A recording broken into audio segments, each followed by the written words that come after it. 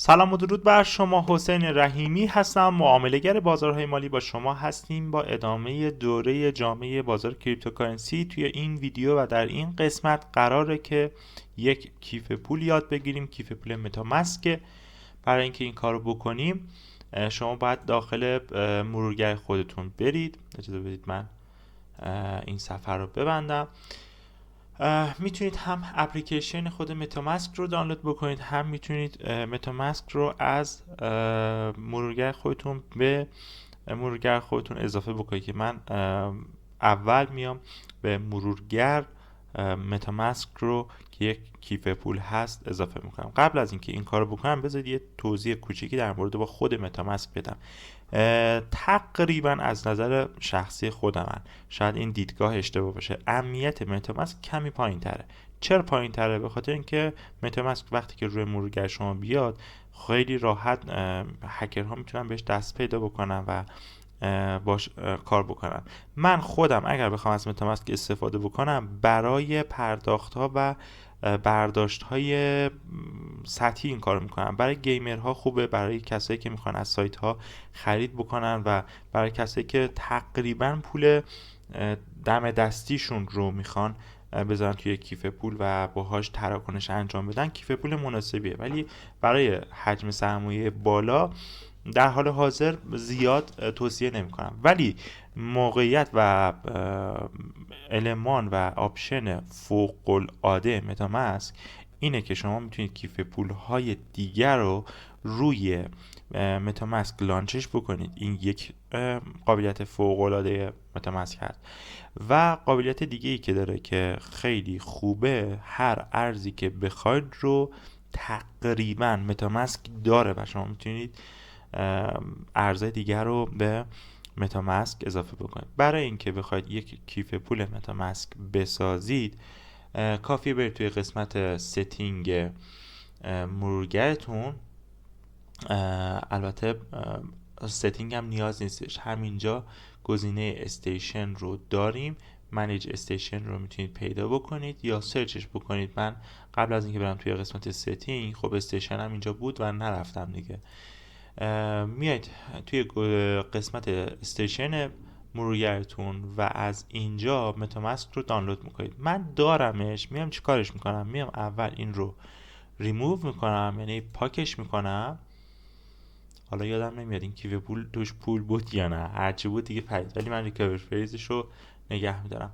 میایید توی قسمت بذارید یه ذره باید بگردم، منوش فرق کرده، وب استور کروم رو میزنیم و اینجا استیشن های شما میاد. پس چی شد؟ من زدم روی گزینه کروم وب استور که بقیه استیشن ها هم بیاد. احتمال داره که این دکمه برای شما و مرورگر شما جای دیگه ای باشه. اگر از مرورگر بریو استفاده میکنید، اگر از مرورگر فایرفاکس استفاده میکنید، شاید جای دیگه ای باشه. البته که برای فایرفاکس هم تقریبا همینه. اجازه بدید من حالا فایرفاکس هم بیارم و ببینید تقریبا بذارید من بگردم دنبال استیشنش و اگرم نباشه سرچش میکنیم، هیچ مشکلی نداره. میایم توی این قسمت و اینهاش ببین استیشنز ان تمپلیت و اگر میخواید حالا برای مرورگر خودتون تم دانلود بکنید اینجا هست. ولی ما میریم توی قسمت استیشن و متاماسک رو اینجا سرچ میکنیم و متا برامون میاد و خیلی راحت من روی کروم انجام میدم. ایناش متاماسک اینه، من روی کروم انجام میدم ولی خب فرقی نمیکنه. شما هر مرورگری که بخواید میتونید انجام بدید. روی بریو و مرورگر بریو که من خودم هم دارمش یه مقدار مشکل تره و از همه راحت تر فکر میکنم کروم باشه. خب میایم توی کروم. اگر نگاه بکنید ما استیشن های خیلی زیادی داریم. افزونه هم بهش میگن، یعنی اگر که مرورگرتون زبانش فارسی باشه افزونه هم بهش میگن، که خب خیلی فوق العاده میتونه باشه دیگه و پیشنهاد میکنم 3-4 تا برای خودتون اد بکنید. گوگل اتنتیکیتور داره و گوگل ترنسلیت داره که میتونه خیلی کمکتون باشه و فیلتر شکن های فوق العاده ای داره حتی که میتونید ازش استفاده بکنید و میتونید ببینید الان مثلا گوگل ترنسلیتشه که میتونید دانلود بکنید براتون میاد و برای ترید هم خیلی استیشن ها و افزونه های خوبی داره. من اینجا متا رو باز سرچ میکنم، متا ماسک رو روی اول کروم روی فایرفاکس سرچ کردم. خب متا خالی نیاورد، من باید بگم که متا رو میخوام از متا ماسک خب آورد و روش کلیک میکنم. اینجا یه گزینه داره add to chrome و add to chrome رو بزنید براتون دانلود میشه add to استیشن و اینجا یه سری توضیحات هم داده که میتونید بخونید. قسمت اوورویو کامنت ها رو بخونید و پیشنهادات و استیشن های دیگه که شاید به کارتون بیاد رو اینجا بهتون گفته که چه استیشن های دیگه هم میتونید داشته باشید که خب برای من هم میتونه جالب باشه که یک ولت دیگه ای هستش اینجا که میتونید اد بکنید. نصب و کارکرد با اکثر نرم افزار تقریبا مشابه هستش که کاری با اینا نداریم. استیشن ما در حال دانلود شدن هستش و در حال اضافه شدن هستش برای ما. خب دانلود شد و متا ماسک ما اضافه شد. ببینید اینجا اولا که این تیک رو باید بزنید. دو تا گزینه داره. اگر شما ویدیو مربوط به کیف پول کوینومی هم دیده باشید یا تمام کیف پول ها، این دو تا گزینه همیشه هست که ازتون میپرسن که create a new wallet رو میخواید یا import existing wallet یا میگه recovery another wallet. چی میپرسیده؟ میگه میخواید یک کیف پول جدید بسازید یا اینکه نه یک کیف پولی دارید میخواید اون رو ریکاوری بکنید. نکته حائز اهمیت اینه که توی کیف پول متا ماسک شما میتونید اگر کیف پول تراست دارید، اگر کیف پول کوینومی دارید، اگر کیف پول اتمیک دارید و هر کیف پول دیگه اینجا ریکاوری بکنید و این فوق العاده است به نظر من.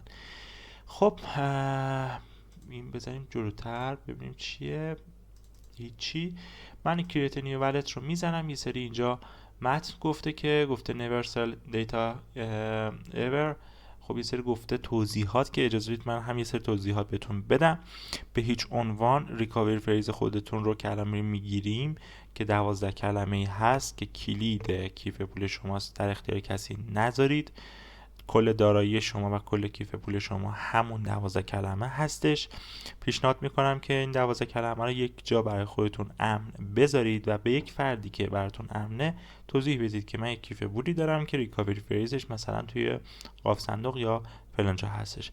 مهم هستش چون اگر شما بهش دسترسی نداشته باشید هیچ فرد دیگه‌ای نمیتونه به کیف پول شما دسترسی پیدا بکنه و فردی صاحب دارای کیف پول هستش که به ریکاوری فریز دسترسی داشته باشه. حواستون هم باشه توی کامپیوترتون وقتی نصب میکنید بد افزاری نصب نکنید، توی هر سایتی نرید، حتما از یک فیلتر شکن لایسنس دار استفاده بکنید و موارد امنیتی رو کاملا لحاظ بکنید. من برای اینکه متا ماسک همونجوری که خدمتتون گفتم اونقدر دیدگاه این رو ندارم که بخواد سرمایه زیاد داخلش گذاشته بشه، این توضیحات رو خیلی سطحی دارم میکنم، ولی تا سرمایه $2000 مناسب هست. اگر بخواید سرمایه‌تون رو بیشتر از این عدد بکنید، بیشتر از $2000 بکنید، پیشنهاد میکنم برید سراغ کیف پول‌های سخت افزاری که در خصوصشون حتما یک ویدیویی رو رکورد میکنم و براتون میذارم که از کجا تهیه بکنید، چجوری باشون کار بکنید. بعد از اینکه اینها رو خوندید میایید قبول میکنید. از شما یک پسورد میخواد که خب اینجا میزنید. من یک پسورد برای خودم انتخاب میکنم.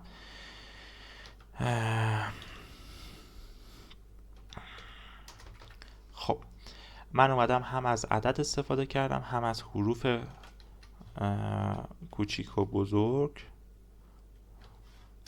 و من گفتش که پسوردت خوبه، میتونم اینجا گزینه شو رو بزنم و پسورد من مشخص بشه.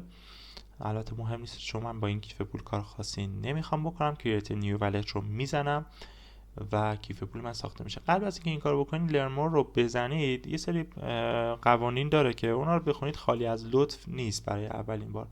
اینجا یه ویدیویی گذاشته برای احتمالاً توضیحات متا ماسک و یه سری پیشنمایشی که میتونید اینا هم ببینید من میرم سراغ والت خودم و این گزینه رو میزنم و اینجا ریکاوری فریز شما هستش. ببینید این سفر نذارید بره. اینجا رو اگر من کلیک بکنم روش 12 تا کلمه برای من نشون داده میشه که کل دارایی که من دارم اگر در آینده توی این کیف پول سرمایه وارد بکنم اهمیتش وصل یا مربوط میشه به این 12 کلمه و حفظ این 12 کلمه. به هیچ عنوان از این 12 کلمه عکس نگیرید، اسکرین شات نگیرید. دیگه چه کارهایی میشه کرد؟ سیو نکنید. میتونید روی یک کاغذ با یک خط خاناب بنویسید. اجازه بدید حالا من بزنم روش. خب قبلا لمسش تاچش میکردیم میومد.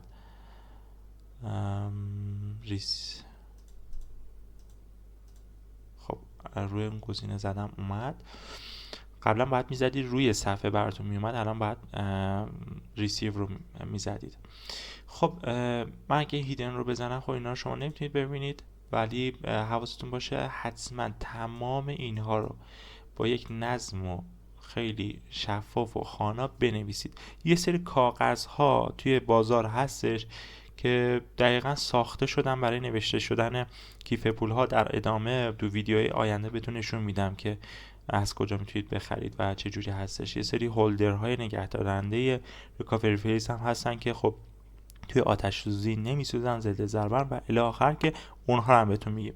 ولی خب داخل یک کتابی، داخل یک کاغذی، داخل یک جایی که سیف هست میتونید این کلمات رو بنویسید، بذارید توی قاف صندوق و به یه نفر بگید که این مربوط به یک کیف پول هستش که توش مثلا اینقدر پول گذاشته شده. و اینجا گفته کپی تو کیبورد، ولی به هیچ عنوان اینا رو کپی نکنید، اهمیتتون میاد پایین.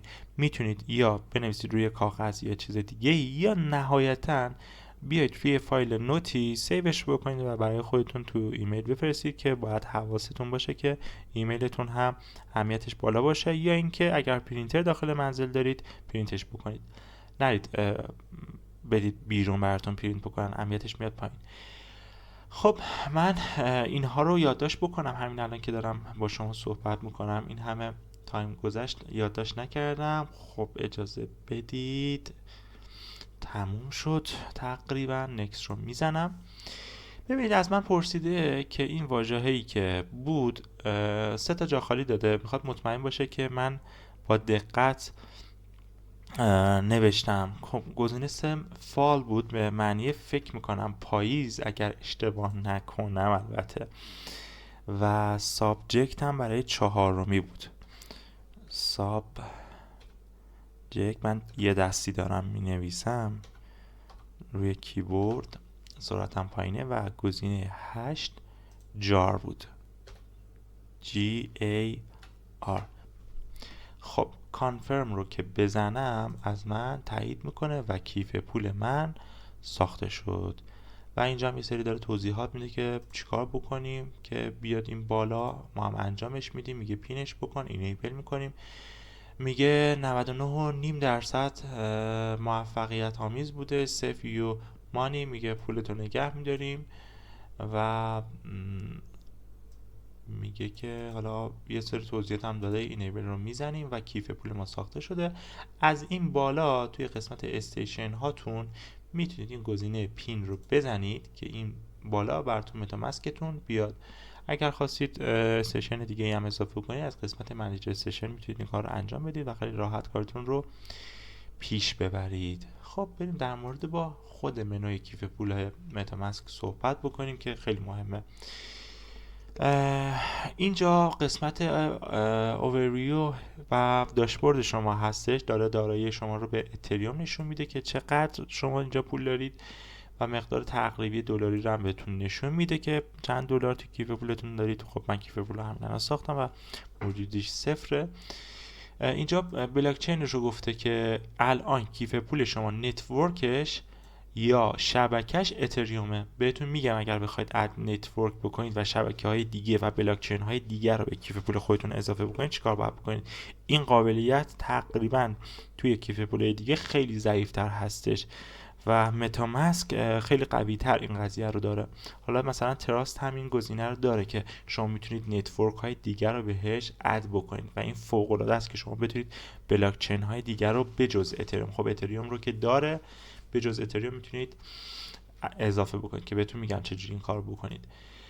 ولی اینجا آدرس کیف پولتون رو دارید، یعنی اگر کسی بخواد توی بلاک چین اتریوم به واژه هایی که استفاده میکنن دقت بکنید. این آدرس کیف پول فقط برای شبکه اتریوم شماست. اگر بخواید پولی واریز بکنه، هر واریز بکنه، شما باید این رو کپی بکنید و براش بفرستید. این آدرس کیف پول شماست.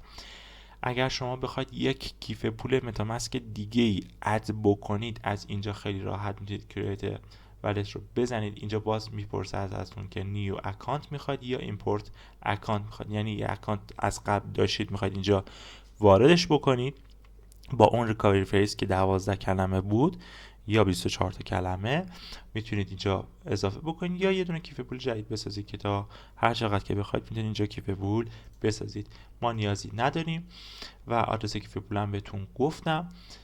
و این 3 نقطه ببینیم چیا داره، در مورد اینا صحبت میکنیم، ستینگشه، ساپورتشه و سعی میکنیم یه توضیحی در مورد ما اینها بدیم.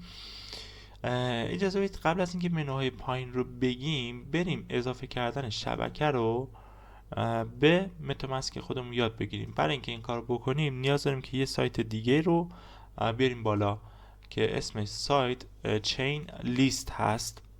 من اسپلش رو میزنم، چین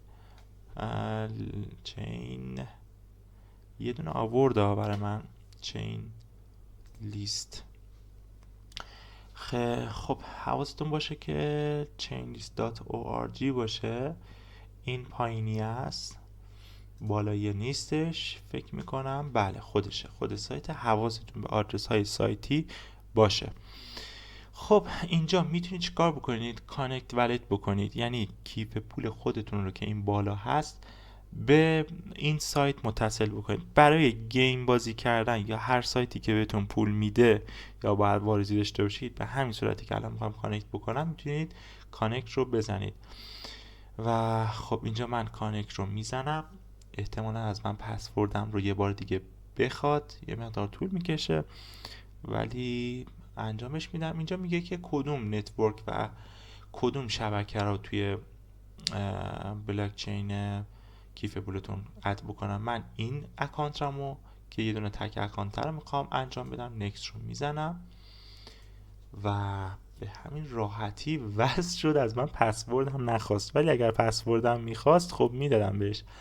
پسوردش رو داشتم، همین الان وارد کردیم دیگه. این کیف پول الان کانکت شده اینجوری که نشون داده میشه، یعنی کانکت شده و شما میتونید از قسمت هات نتورک یا آل نتورک هر بلاک چین و هر شبکه‌ای که دوست دارید و هر نتورکی که دوست دارید رو به کیف پول خودتون اضافه بکنید. این قابلیت به چه درد میخوره؟ ببینید یه سری از کوین ها هستن، یه سری از شت کوین ها هستن که توی همه شبکه ها نیستن و شما نیاز دارید که حتما یه شبکه رو اد بکنید. من برای اینکه یه سری عکس‌ها نیومده یه رفرش میکنم ببینم که سایت درست حسابی بالا میاد. ببینید یه سری از آیکون ها خالیه به خاطر سرعت فوق العاده اینترنت توی ایران این اتفاق میفته و متاسفانه سایت خوب بالا نیومده.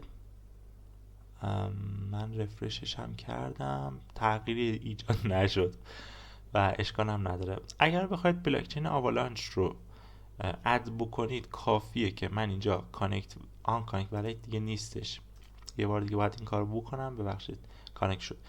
من اگر اینجا اد تو متاماسک رو بزنم شبکه آوالانچ میره توی کیف پول من اضافه میشه و خیلی راحت این شبکه رو، این نتورک رو اضافه کردم. مشخصات نتورک، URLش و چین آیدیش و همه اینها مشخصه. به صورت دستی هم میتونستم این کارو بکنم و وارد بکنم و الان به من میگه که سویچ بکنم شبکه رو، یعنی از اتریوم برم رو آوالانچ. من سویچ میکنم، اد کردم. بریم یکی دوتا دیگه هم اضافه بکنیم چون آیکون نداره یه مقدار خوشگل نیستش. میبینید جای عکساش خالیه، زیاد قشنگ نیستش. اینجا مثلا ما فانتوم هم داریم، فانتوم هم اضافه میکنم. هر چقدر دوست داشته باشید میتونید این کارو بکنید. خب من اینجا گزیناشو میزنم و سویچش هم میکنم. شبکه BNB اسمارت چین هم، بایننس اسمارت چین هم اضافه میکنم و خب شبکه خیلی ارزونی هم هستش، خوبه که داشته باشیدش. و گتیت رو میزنم اینجا، باز چین آیدیش رو داره، نتورک URLش رو داره که به صورت دستی هم میتونید اینها رو اضافه بکنید.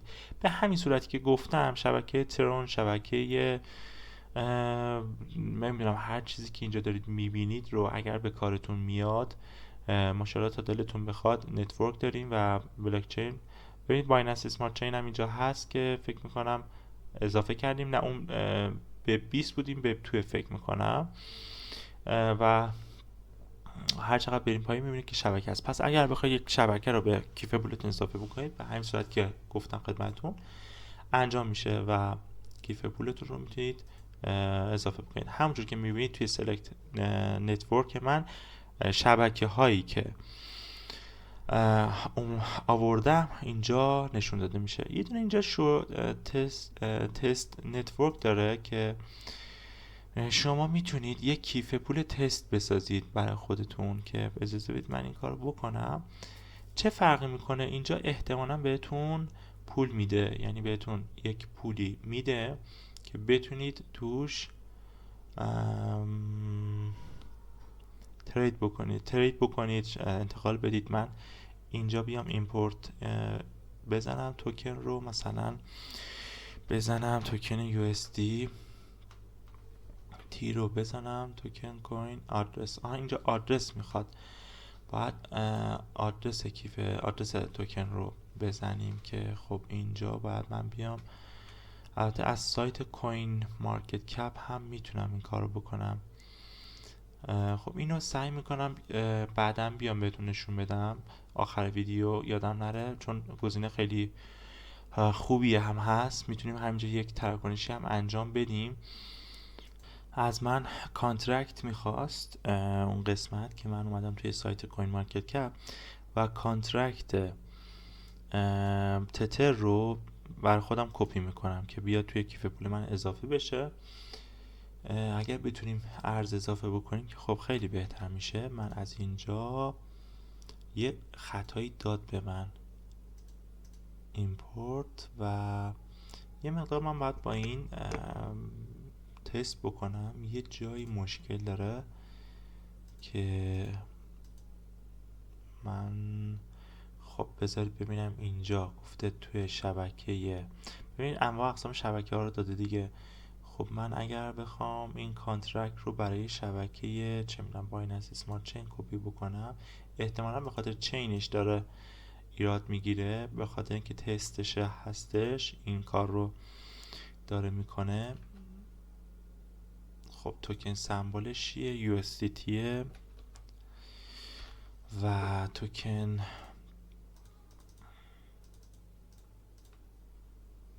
خب برای من ایمپورت شد و یه بک بزنیم. خب این اینجا اینو نمیشه تغییرش داد. من حین این که دارم رکوردو میکنم دارم تستش هم میکنم که آیا میتونیم مثلا اینجا تغییراتی انجام بدیم یا خیر، که بیایم مقداری برای خودمون شارژ بکنیم. حالا به هر حال این تست نتش هست و میخواستم بهتون انتقال توی شبکه رو آموزش بدم که به چه صورت میتونید این کار رو انجام بدیم. اینم یک تست نت دیگهش هستش که برای اتریوم هستش و میتونید اینجا برای اتریوم تست نت داشته باشید. همونجور که گفتم یک گزینه ای داشت که میتونستید کیف پولتون رو شارژ بکنید و کار بکنید. من برمیگردم رو همون شبکه چه میدونم اتریوم خودم و در مورد منوی صحبت بکنیم. خب برگردیم سراغ آموزش خودمون. یه توضیح نصف و نیمه در مورد با تست نتش گفتیم که کانترکت رو از کجا بیاریم و چجوری توکن ها رو اضافه بکنیم. در مورد شبکه ها هم توضیح دادیم که چجوری اضافه میشه، در مورد آدرس هم گفتیم، مقدارم گفتیم. اینجا یه دونه گزینه بایوسل داره که خیلی راحت شما میتونید خرید و فروشاتون رو توی متامسک انجام بدید. که برای این کار خب از من میپرسه که کانتری چیه و کشور چیه و یه سری مشخصات میخواد که بیاد بتونه، حالا امیدوارم که زبانش فرانسوی نشه. خب اینجا میگه که از دو تا گزینه گیفت کارت و یک بانکی میتونی ترانسفر بکنی و حساب خودت شارژ بکنی که برای ما ایرانی ها فعلا قفله، پس این گزینه‌شو بیخیال میشیم و گزینه بایش برای ما کار نمیکنه.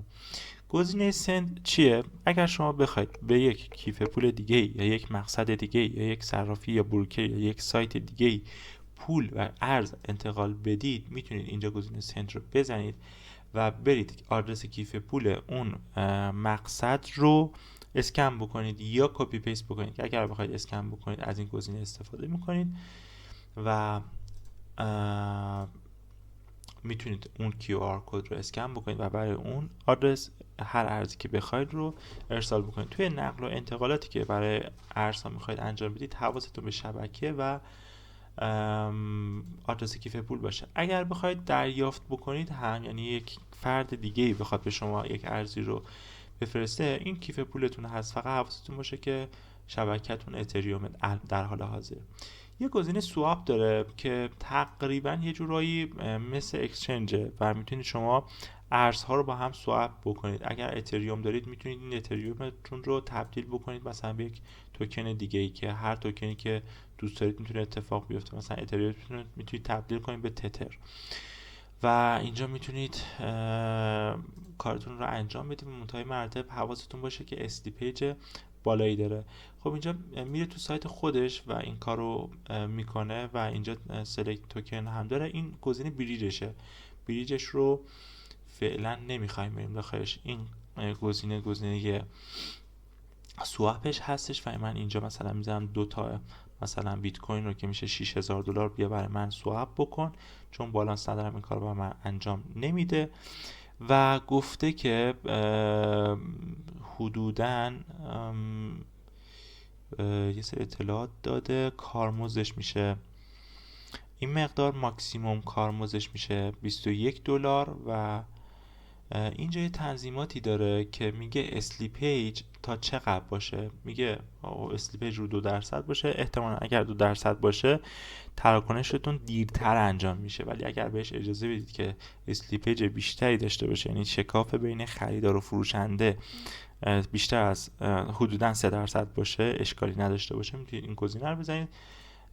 کاستومر هم میتونید بگید که مثلا تا 10% داشته باشه که خب اسلیپیج بالایی و خودش هم داره بهتون خطا میده. اسلیپیج چیه؟ یه توضیح کوچیک بدم، قبلا این رو گفتم توی دوره، که شکاف بین خریدار و فروشنده است. خریدار یه قیمت میگه، فروشنده یه قیمت میده و اگر این فاصله بین خریدار و فروشنده زیاد باشه اون تراکنش خیلی میتونه بد باشه و با این گزینه شما اجازه میدید که اختلاف بین خرید و فروش 2%، 3% یا هر چقدر که دوست دارید باشه. که کلا سواب کردن کارمزد و اسلیپیج بالایی داره که خب ببینید یه چیزی حدود $6 اینجا داره ازتون کارمزد میگیره، اونجا هم 2% داره اسلیپیج میخوره و همین جوریش کلی دارید ضرر میکنید. پس این قسمت سوابش اگر خیلی واجب بود میتونید از این منو استفاده بکنید. گزینه بریجش چیه؟ ببینید این بریج رو کیف پولای همه کیف پولا ندارن، ولی خب مثلا متامسک داره. چجوریه؟ ببینید ما یه سری ارز داریم، یه سری توکن داریم که توی چند تا بلاکچین هست. اگر شما بخواید توکن خودتون رو از بلاکچین اتریوم بفرستید به بلاکچین BNB یا به بیست، میتونید از این منو استفاده بکنید و بریجش بکنید. من یه توکنی دارم که بذارید توکنش رو انتخاب بکنم، مثلا تترم رو میخوام از بلاکچین اتریوم بفرستم به بلاکچین مثلا BNB چین. خب و اینجا چی دریافت کنم؟ خب همون تتر رو دیگه. کجا رفتی؟ خب سرچش باید بکنیم، فکر میکنم USDT. خب من همونو میخوام. میتونید چیز دیگه ای هم بخواید. من تترم رو میخوام از اتریوم، یعنی از بلاکچین و نتورک اتریوم که پسفند ERC20 داره بفرستم به این بلاکچین. خیلی کاربردیه و در جلوتر میبینید که چقدر براتون نیاز میشه و اینجا میتونید مثلا $100 رو از این بفرستید اونجا. اینجا میگه گس فیتون رو باید به BNB پرداخت بکنید، یعنی تو کیف پولتون احتمالاً باید BNB داشته باشید که این تراکنش انجام بشه و برای این کار ببینید 3 دقیقه طول میکشه. اتریوم میخواد، BNB نمیخواد. برای اینکه این بریج انجام بشه انقدر اتریوم گس فیشه. این آرم پمپ بنزینی که کشیده گس فیشه. گس فی چیه؟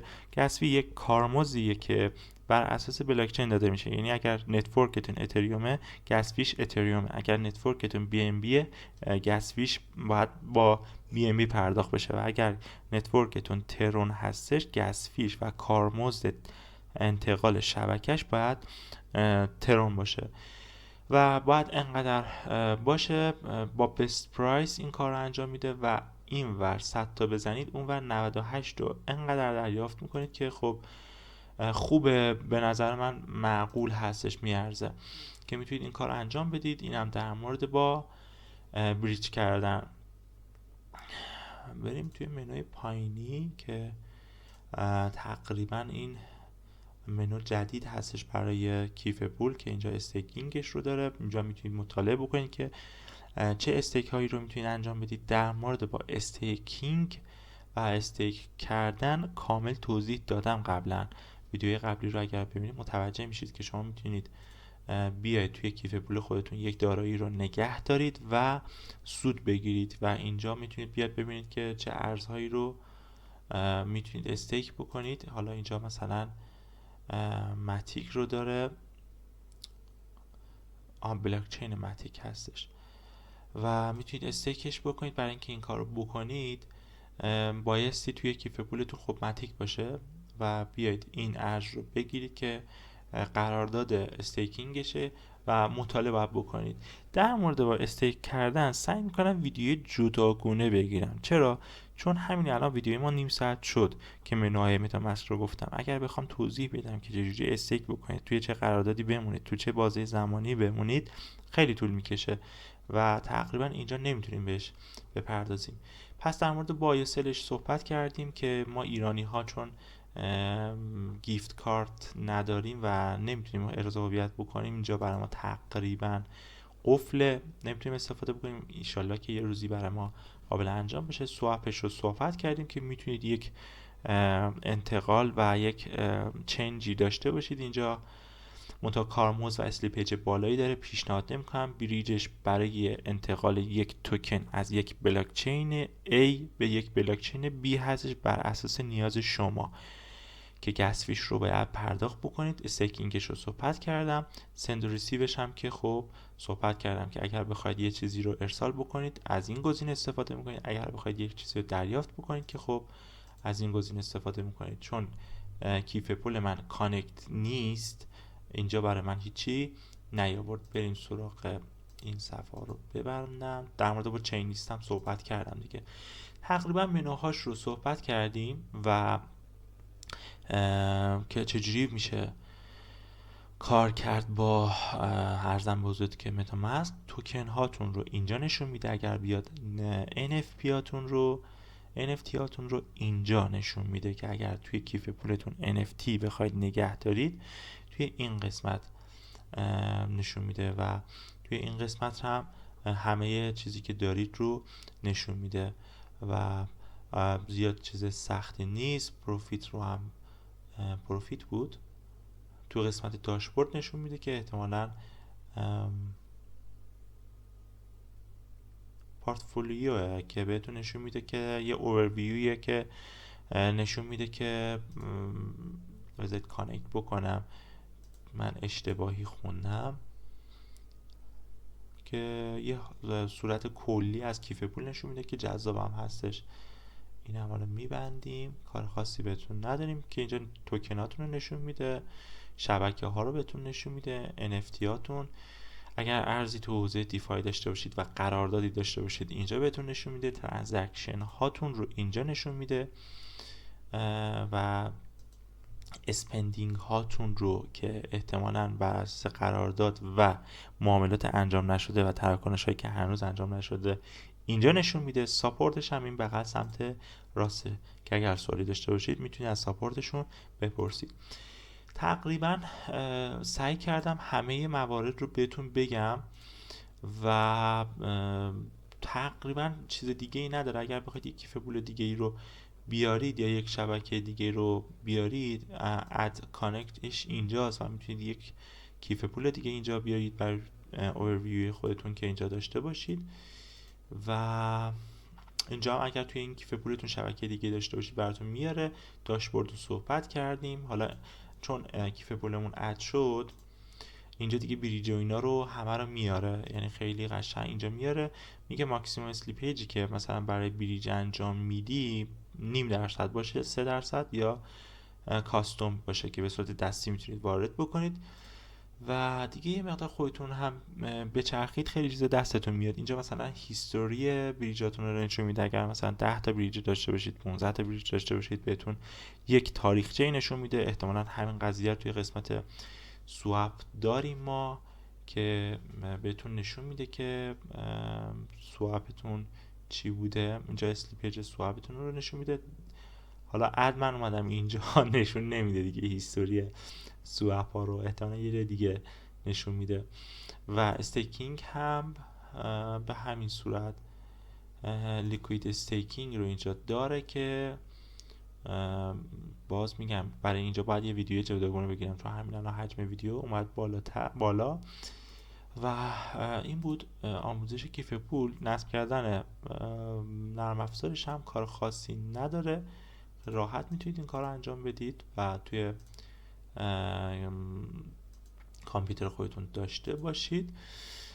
دارم میگردم ببینم منوی چیز دیگه مونده که در خدمتون باشیم. اگر نبود دیگه ویدیو رو قطع میکنیم. تنها نکته که موندش و در مورد با متاماسک توی این ویدیو گفته نشد اضافه کردن کوین تستی اتریوم یا هر کوین دیگه ایه و کار کردن با شبکه تست نتشه که به خاطر اینکه آپدیت اتفاق افتاده نمیشه سریع گفتش. همین الان ویدیو 37 دقیقه شد. من سعی میکنم اگر که دوست داشتید توی ویدیو دیگه اضافه کردن کوین تستی به کیف پولتون رو بگم.